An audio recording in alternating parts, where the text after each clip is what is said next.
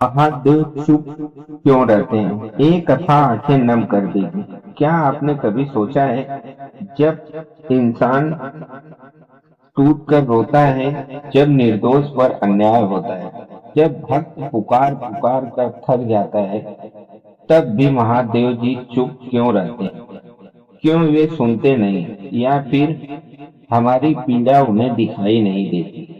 आज की यह कथा इस सवाल का उत्तर देगी और आपकी आंखें नम कर देगी। अध्याय एक। एक सच्चा भक्त नर्मदा के तट पर बसा था। एक शांत नगर, विजयनगर, इसी नगर में रहता था एक युवक देवदत्त, ईमानदार, परिश्रमी और महादेव जी का सच्चा भक्त।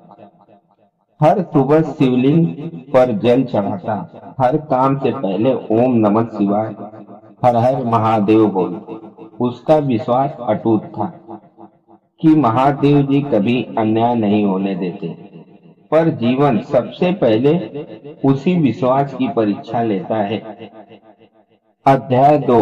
अन्याय का प्रहार। नगर के कुछ शक्तिशाली लोगों ने देवदत्त की जमीन हड़प ली।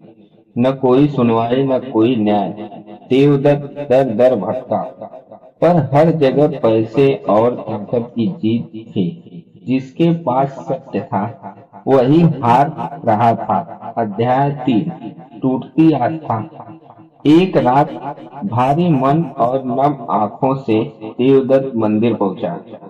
उसने शिवलिंग से पूछा, महादेव जी, मैं गलत नहीं था, फिर भी सब मुझसे क्यों छिन गया?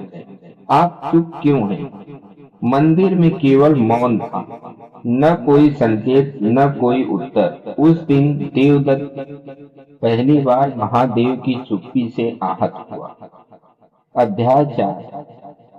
सवालों का बोझ दिन बीतते गए। गरीबी बढ़ी, अपमान बढ़ा। लोग कहने लगे, जिस शिव पर तू भरोसा करता है, उसने क्या दिया? देवदत्त रोज मंदिर जाता, पर अब प्रार्थना नहीं, शिकायत करता। अगर आप सब जानते हैं महादेव, तो चुप क्यों है? उत्तर फिर भी मौन।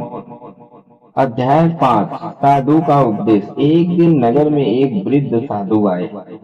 उन्होंने देवदत्त की पीड़ा पहचान ली। साधु बोले, बेटा, तू समझता है महादेव चुप है, पर सच यह है, वे तुझे सुन रहे हैं। देवदत्त रो पड़ा। अध्याय छह। महादेव जी की चुप्पी का रहस्य। साधु ने कहा, जब बच्चा गिरता है, माँ दौड़कर उठाती है, पर जब वही बच्चा चलना सीखता है, माँ चुप रहती है, क्योंकि हर गिरना उसे मजबूत बनाता है।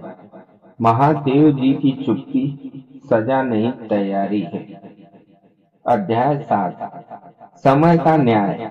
साधु बोले, महादेव जी तुरंत उत्तर नहीं देते, क्योंकि वे अधूरा न्याय नहीं करते। जो आज तुझे तोड़ रहा है, वही कल तुझे पहचान देगा। और साधु चले गए। अध्याय आठ। परिवर्तन की शुरुआत। देवदत्त ने शिकायत छोड़ दी।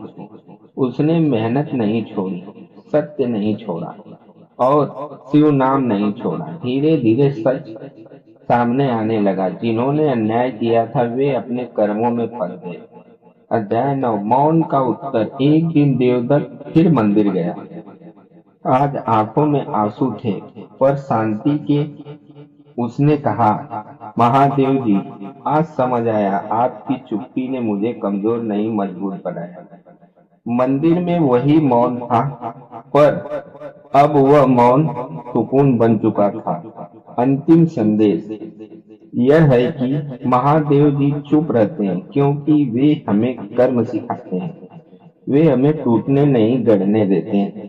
वे तुरंत नहीं, अस्थायी समाधान देते हैं। अगर जीवन में भगवान चुप लगे, तो समझ लेना, वे तुम्हें अगले स्तर के लिए तैयार कर रहे हैं। अगर यह कथा आपके दिल को छू गई हो, तो लाइक करें, महादेव जी के किसी भक्त को शेयर करें, और चैनल को सब्सक्राइब करें। हर हर महादेव।